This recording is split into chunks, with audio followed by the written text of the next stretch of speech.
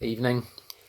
Welcome to Contemplations on the Ashtavakra Gita, part 14.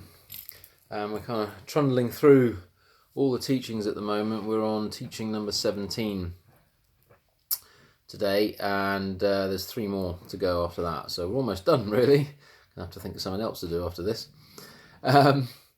So it's been a while since the last video, 4 or 5 days, but I've been really busy actually, just doing nothing much, which is quite good, really. Well, actually, no, I've actually been quite busy just pottering, doing stuff in the garden, filling my new raised vegetable beds with topsoil, getting some seeds in the ground.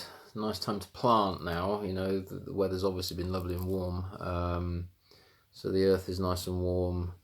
Planting the seeds, planting the vegetables, and just blessing them and trusting that they're going to grow into healthy plants and food.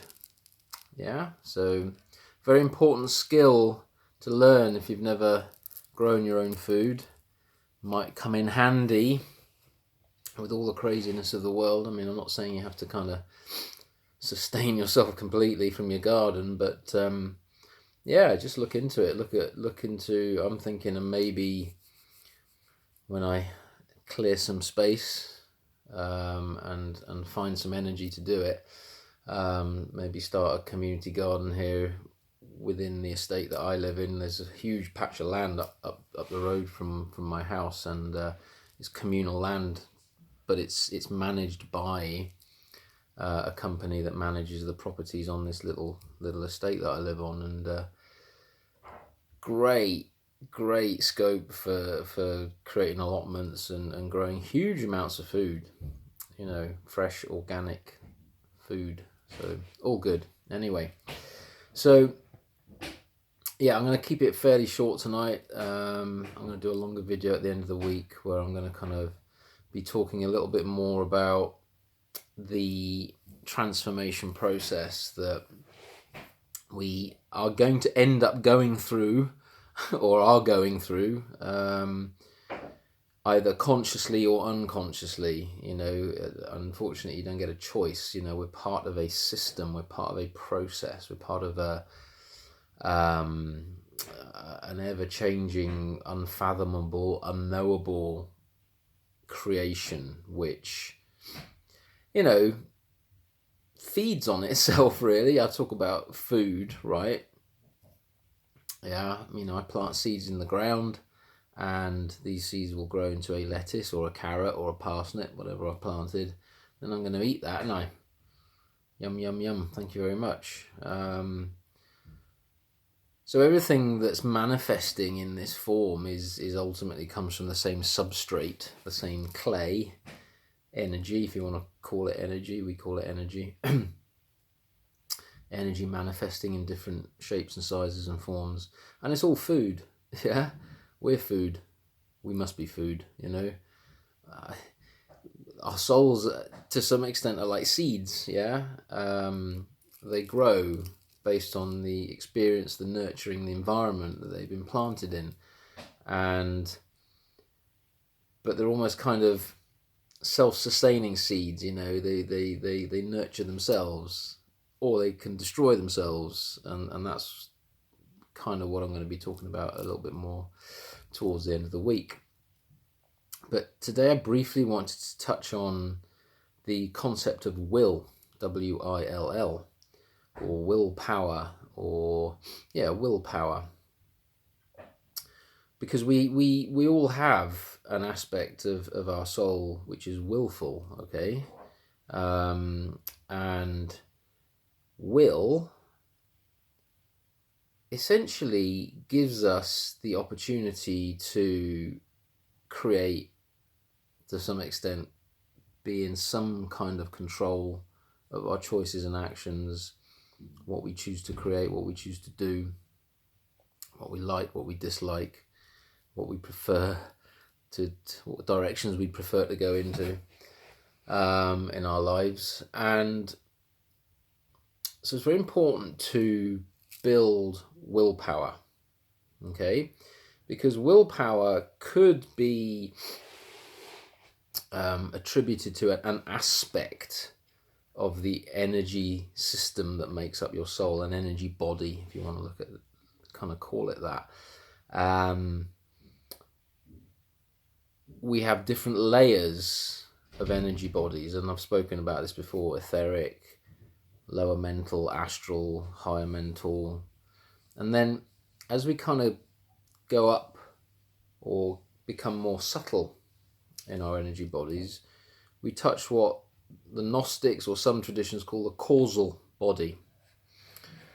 And the causal body is the body of will. Okay?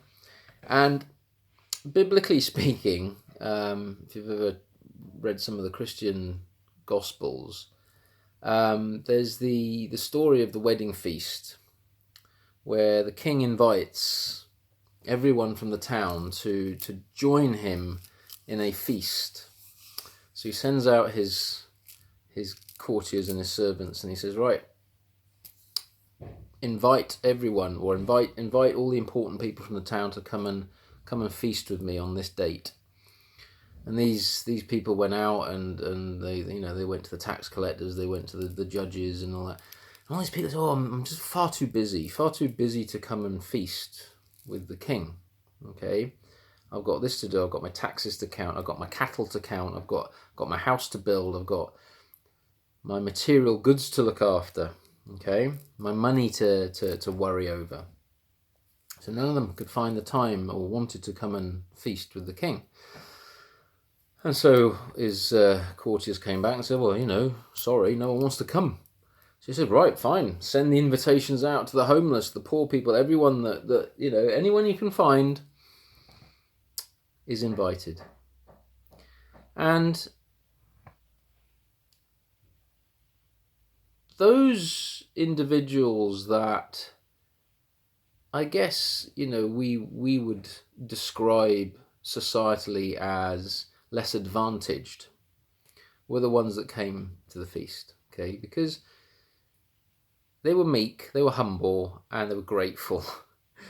And they saw it as an opportunity, probably for some free food, but to have something in their lives and be fed and, meet the king and have a good time, really, have some fun.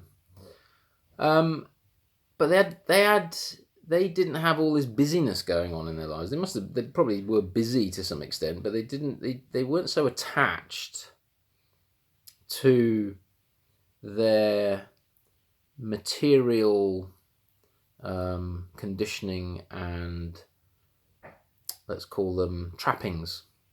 Okay? And so during the feast, someone tried to enter, okay, and the king kind of looked at the individual and said that he's not wearing the correct garment. He's not wearing the correct garment. Cast him out, or throw him out, and cast him back into outer darkness, is what the king said to his bouncers at the door. And I haven't really described the story very well because I'm on a bit of a clock today, but basically, if you're looking at the depth of this teaching, the Gnostic, the knowledge behind this teaching, what the king was ultimately representing God or Christ, okay? And what he was saying was the individual that tried to get into this feast, this wedding feast, didn't have the correct garment. And what he really meant was he didn't have a causal body, didn't have a well-developed body of will, okay, that allowed the soul to make choices that were more Christic in nature versus materialistic in nature. And so to build the body of will, or to build willpower, which therefore then feeds this body of will, this chariot, if you want to call it that, takes effort, it takes awareness, and it takes consciousness. And it takes an individual on a journey of, not to say resistance isn't the right word, but, well, yes, I suppose it is really. Resistance is the right word to use, because it takes the soul on a journey of resistance to temptation, okay? When you resist something that you know deep in your heart isn't true, or isn't true to you, or is harmful to you, or is to some extent degradatory in nature, if you manage to resist that, then you are building willpower. Yeah? So I love dark chocolate. Yeah, and if there's ever a slab of dark chocolate on the kitchen counter, it ain't there for long. So I've got to kind of build my resistance, build my willpower to not have the dark chocolate. Now, a lot of people say, yeah, have as much dark chocolate as you want. Eventually you'll just get bored of it, right? But there's a difference between building willpower to overcome your attachments, to overcome your attachments to sensations, okay, and therefore build a causal body of will which overcomes ultimately your animalistic nature, not your human nature, okay? Because to be human being, actually means to build this body of will, this causal body. Yeah? Because you can only be human when you can resist the temptation to be animalistic, when you can resist the temptation to speak with kindness even though you want to tear someone's head off, to resist the temptation to enact revenge through jealousy, and actually congratulate someone or forgive someone, instead of trying to get your own back, to resist the temptation to speak unkindly and gossip of people, and instead either maintain silence even though other people around you might be having a field day, or actually stick up for an individual despite maybe some shortfallings. So all these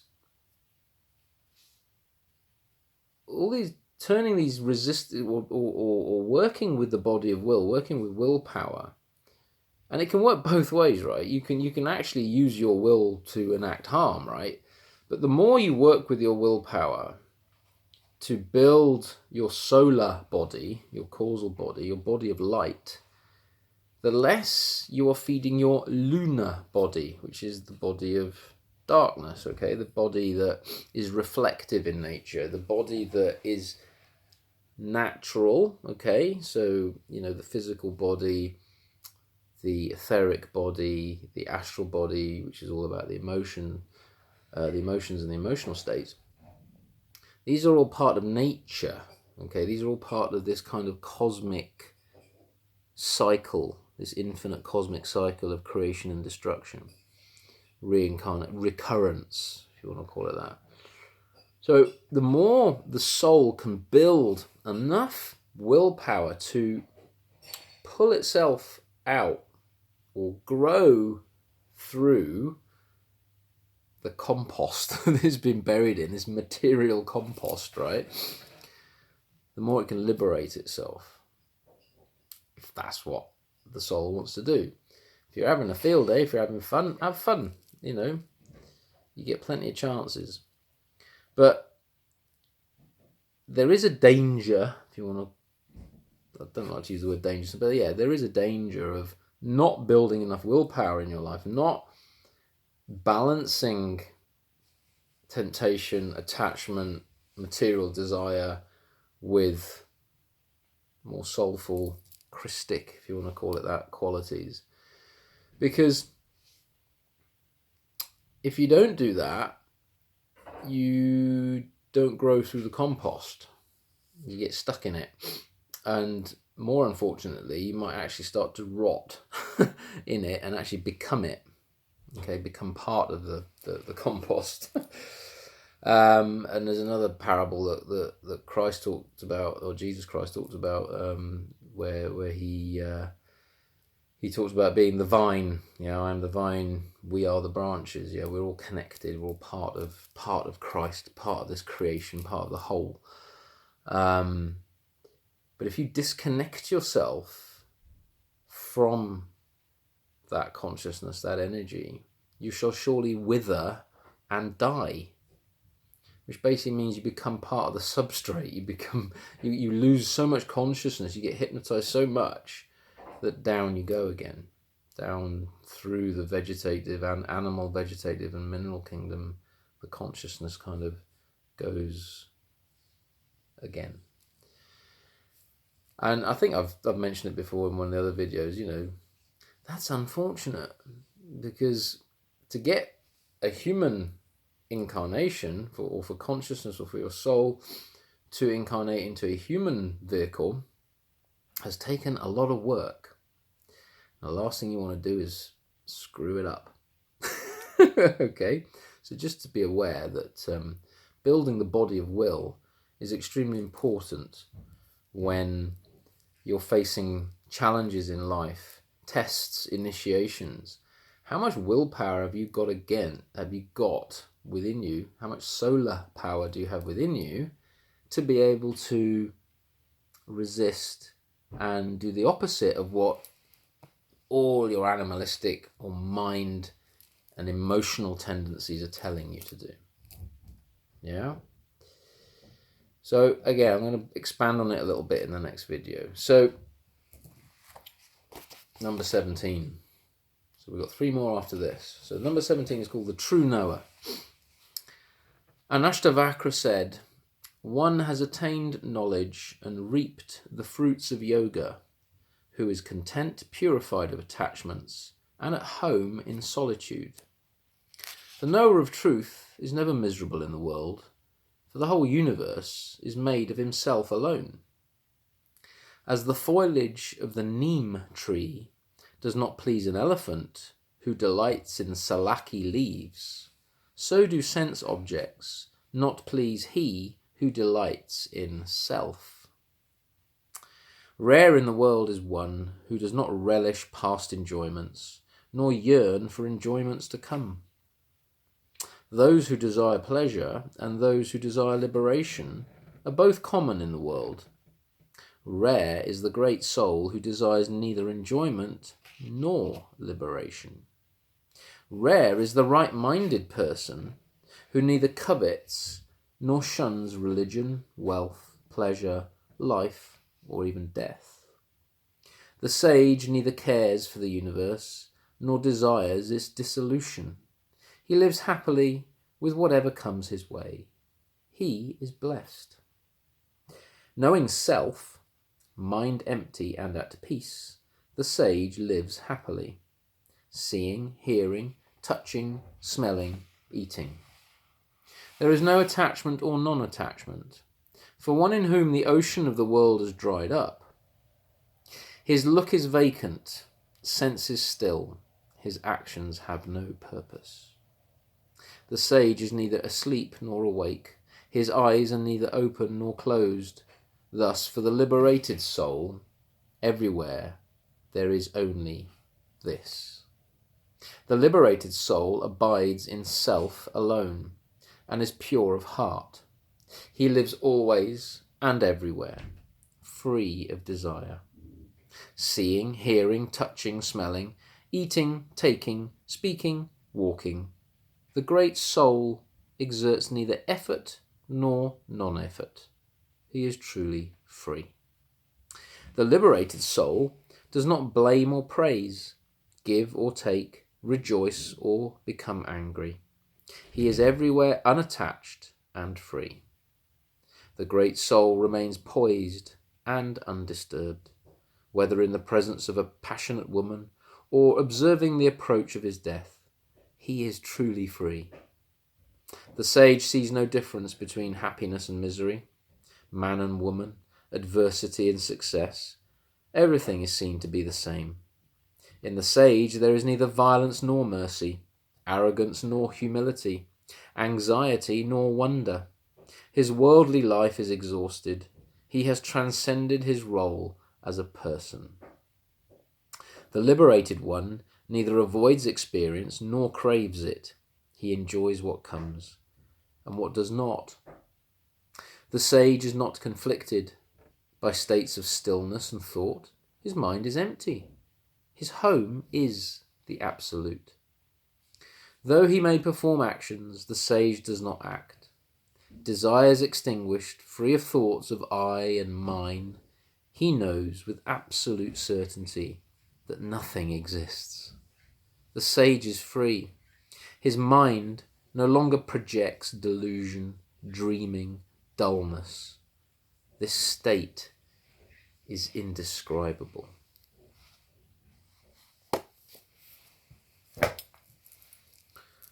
Not many of us there. And not many of us might want to get there, really. If you're enjoying the world, enjoy it. Do what you want. Be happy in whatever makes you happy. And look at, obviously, the consequences, the cause and effect cycles of your choices and actions, and how they impact others, how they impact the earth. Are you imposing your willpower over people? Are you subjugating yourself too much? Or are you working with nature synchronistically, with other people synchronistically? There's a big lesson and initiation going on this planet at the moment for many, many souls, and they do follow the shamanic initiations I was taught, of fear, clarity, power, and death. All of them are being enacted in this current global, what should we call it, drama.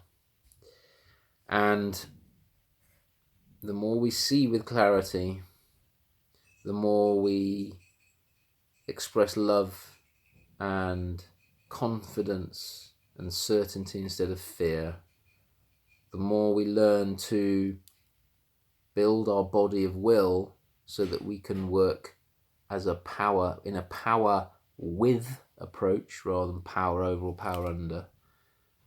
Okay? And the more we start to die before we die, the more we start to discern how we can annihilate some of our egoic aspects in life which haven't served us and haven't served the planet and haven't served other people, then the more we start to spiral through this compost. Okay? And we entrain and attract more light. Okay? So that's it for tonight, and I will see you next time. Thank you.